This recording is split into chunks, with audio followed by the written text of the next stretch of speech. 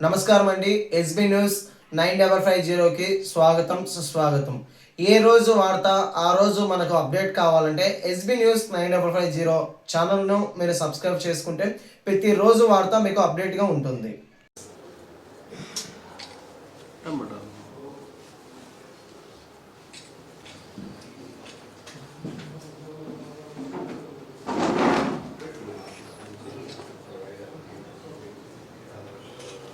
ఒక్క second. Okay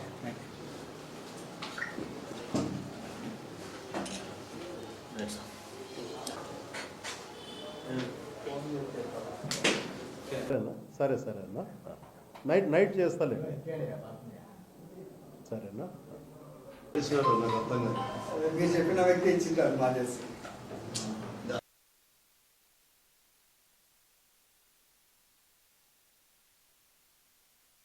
పాత్రికేయ మిత్రులందరికీ శుభోదయం. మా ఏసీబీ ఉన్నతాధికారుల ఉత్తర్వుల మేరకు వారిచ్చిన ఉత్తర్వుల మేరకు ఈరోజు ఉదయం నేను కడప ఏసీబీ డిఎస్పీగా ఛార్జ్ తీసుకోవడం జరిగింది. 1995 బ్యాచ్ సబ్ ఇన్స్పెక్టర్. నేను శ్రీకాకుళంలో జాబ్ చేస్తూ ఎస్బీలో ట్రాన్స్ఫర్ మీద ఈరోజు ఏసీబీ కడప డిఎస్పీగా రావడం జరిగింది.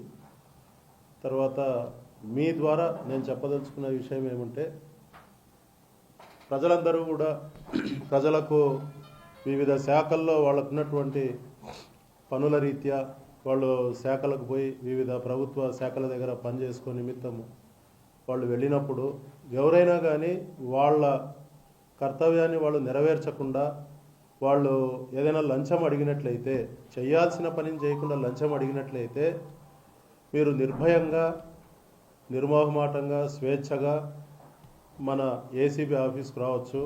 ఏసీబీ ఆఫీస్ ఉన్నదే ప్రజల కోసము. మా దగ్గరికి వచ్చినట్లయితే చట్ట ప్రకారం ఆ పని ఏదైతే ఉందో అది చట్టబద్ధమైనటువంటి పని అయితే తప్పకుండా మా వద్ద నుంచి ఎటువంటి ఇబ్బంది లేకుండా తప్పకుండా మేము ఎవరైతే లంచం అడిగినారో అటువంటి అధికారుల పట్ల చర్యలు తీసుకుంటూ, చట్ట ప్రకారం చర్యలు తీసుకుంటూ వచ్చినటువంటి వ్యక్తులకు న్యాయం చేయగలము. ఇంకొక విషయం ఏమంటే, ప్రజలు మీకు ఏదైనా సమస్య ఉన్నట్లయితే డైరెక్ట్గా 9440446191 ఇది ప్రభుత్వ ఏసీబీ డిఎస్పీ గారి నంబర్. ఈ నంబర్కి మీరు ఫోన్ చేసి తర్వాత డైరెక్ట్గా కూడా మీరు ఆఫీస్కి వచ్చి మీకున్నటువంటి సమస్యను తెలియజేసినట్లయితే ఆ సమస్యను మేము చట్టబద్ధంగా పరిష్కరించగలము. మీరు కంప్లైంట్ ఇచ్చినట్లయితే దాని ప్రకారం కూడా మేము చర్య తీసుకుంటాము. అదేవిధంగా మా టోల్ ఫ్రీ నంబర్ కూడా ఉంటుంది. 1064 అనేది మా గవర్నమెంట్ వాళ్ళు పెట్టినటువంటి టోల్ ఫ్రీ నంబర్. అది కాల్ చేసి అక్కడ ఉండకుండా మా దగ్గరికి వచ్చి లిఖితపూర్వకంగా మాకు ఒక కంప్లైంట్ ఇచ్చినప్పుడు మేము దాని మీద ఫర్దర్గా ముందుకు ప్రొసీడ్ అయ్యి చట్ట ప్రకారం చర్య తీసుకొని అవినీతిని అరికట్టడానికి మా వంతు 100% కృషి చేస్తామని హామీ ఇస్తుంది. ఇక్కడ 2 రకాల కేసులు జరుగుతాయి, మీకు అందరికీ తెలియదేం కాదు. ఒకటి రెడ్ హ్యాండెడ్గా పట్టుకోవడం, లంచం అడుగుతున్నప్పుడు రెడ్ హ్యాండెడ్గా పట్టుకోవడము. రెండవది అక్రమంగా ఆస్తులు సంపాదించిన వాళ్ళవి. అది కంప్లైంట్ రావచ్చు, రాకపోవచ్చు.